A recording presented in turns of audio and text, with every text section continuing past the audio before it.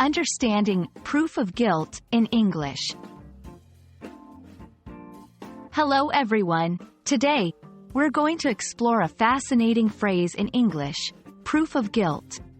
This phrase is often used in legal contexts, but it also pops up in everyday conversation.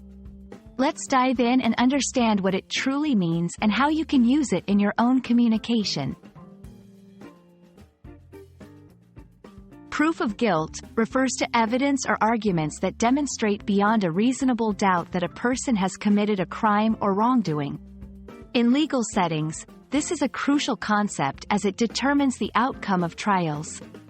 But outside the courtroom, it can also be used metaphorically to talk about situations where someone's wrongdoing is clearly established.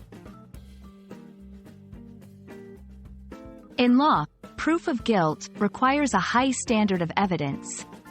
This means that the evidence must be so convincing that there is no reasonable doubt about the person's guilt.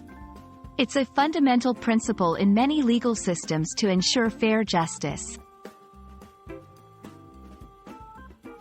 In daily life, you might hear phrases like, "The emails were the proof of his guilt," or "Her alibi was shaky, but there was no real proof of guilt."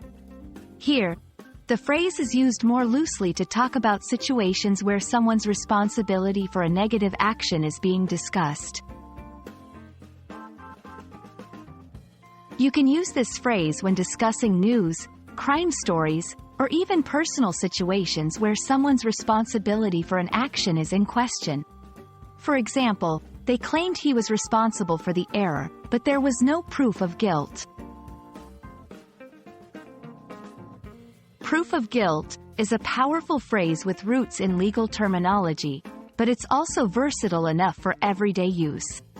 We hope this video has helped clarify its meaning and usage for you. Happy learning and see you in our next video.